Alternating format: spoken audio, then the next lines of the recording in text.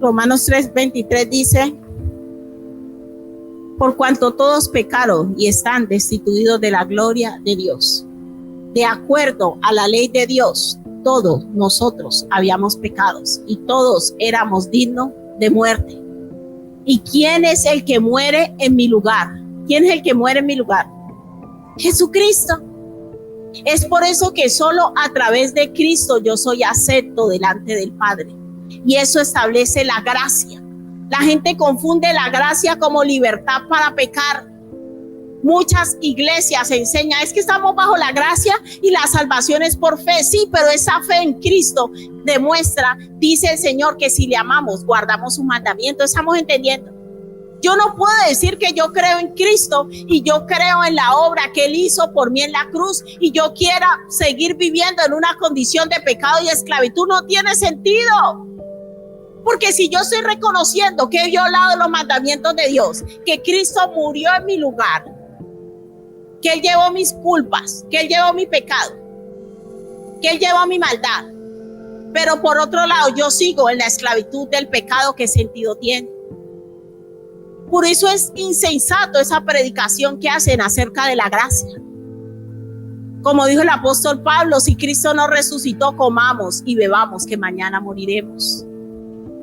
Hermanos, el problema es serio y el problema lo vino a resolver Jesucristo en la cruz. Él murió por mis pecados, por tus pecados, de acuerdo a la ley de ¿quién? De Dios. Porque la ley de Dios establecía que todo aquel que pecara era digno de muerte y solo con la sangre se podía redimir. Y hay personas que están enseñando que hoy en día no hay que guardar los mandamientos de Dios. Yo no guardo los mandamientos, escúcheme bien, que ahí es que la gente confunde. Yo no guardo los mandamientos de Dios para ser salvo. Yo guardo los mandamientos de Dios porque ya soy salvo.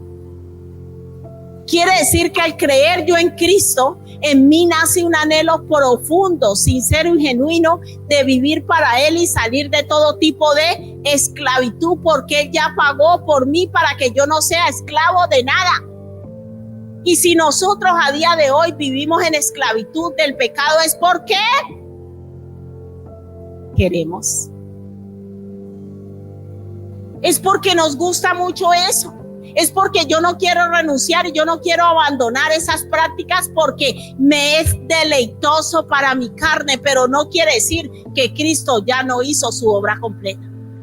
No confundamos las cosas y eso no anula para nada el mandamiento de Dios. La gracia no anula el mandamiento de Dios, porque si yo quito el mandamiento de Dios, ¿para qué la gracia?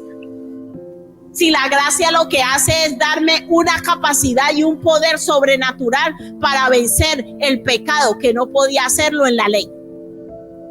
Cuando el apóstol Pablo dice ya no estáis bajo la ley, sino bajo la gracia, nos está diciendo ustedes ya no están bajo condenación.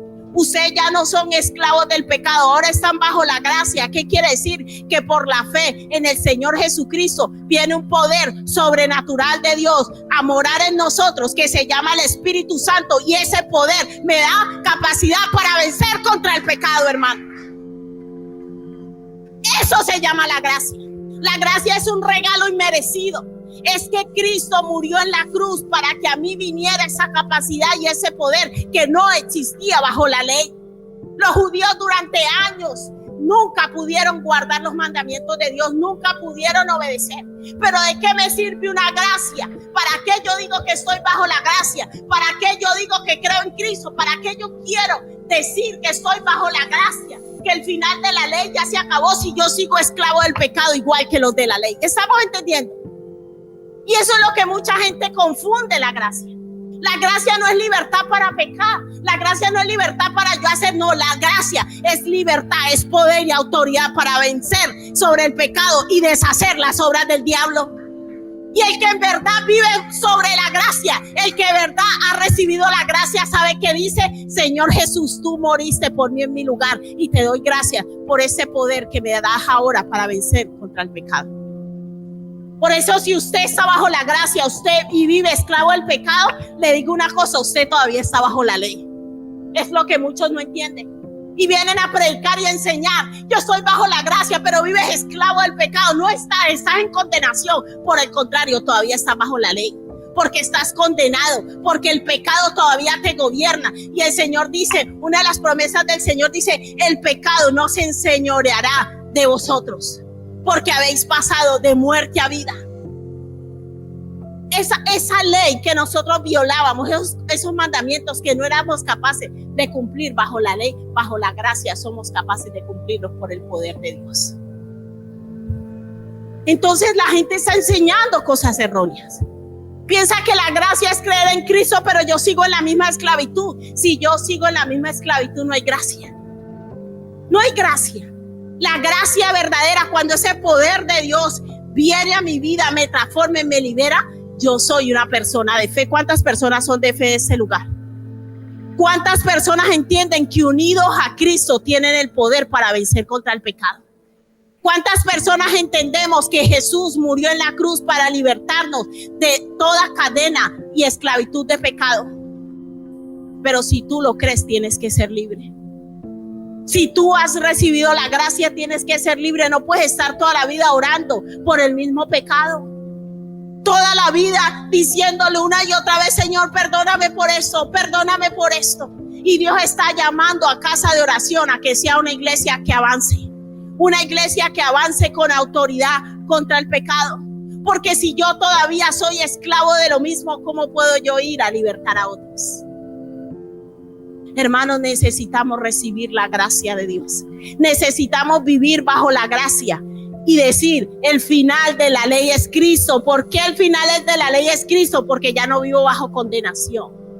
Porque ahora tengo autoridad y capacidad de vencer al pecado. Pero para vencer al pecado, ¿sabe qué necesitamos? Estar unidos ¿a qué?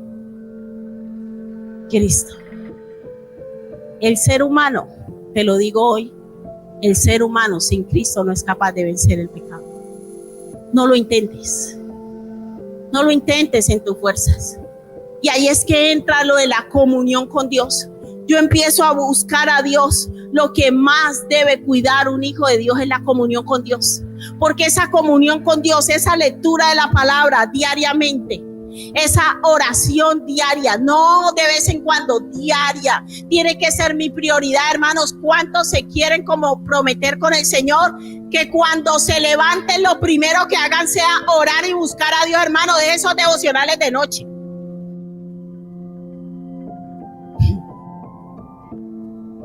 Entonces encontramos una iglesia débil, una iglesia con gracia pero sin gracia, una iglesia que dice que no está bajo la ley pero sigue en condenación, porque no ha ido a la fuente, porque no ha entendido. Hermanos, ningún ser humano, escúcheme bien, ningún ser humano sobre la faz de la tierra sin Cristo puede vencer ni a Satanás ni al pecado. Olvídese de eso. No se haga aquí de supermacho, ni superman, ni supermujer, ni superwoman. Eso no existe. Solo unido a Cristo. Y ahí es que muchos pierden y dicen, Señor, ¿yo por qué llevo tanto tiempo y vuelvo al caos? Y el Señor te dice, es que te estoy esperando que te unas a mí, porque unidos somos más que vencedores, porque unidos podemos vencer. Unido a mí puedes vencer. Y cuando el Señor me daba ese mensaje, yo casi caía a sus pies y le decía, Señor, yo quiero más de ti en mi vida. Yo quiero más, porque solo unida a ti yo puedo vencer contra el pecado. Y hasta que eso no te es revelado, a ti te va a dar pereza orar, te va a dar pereza ayunar, te va a dar pereza buscar a Dios. Empiezas a marear y encima vienen los espíritus de distracción, donde le salta el móvil, le suena el teléfono, le da ganas de ir al baño, le da ganas de otra cosa. En ese momento que usted va a orar, hermanos, sin Cristo y sin una vida de comunión, somos débiles y frágiles frente al pecado y frente al reino de las tinieblas.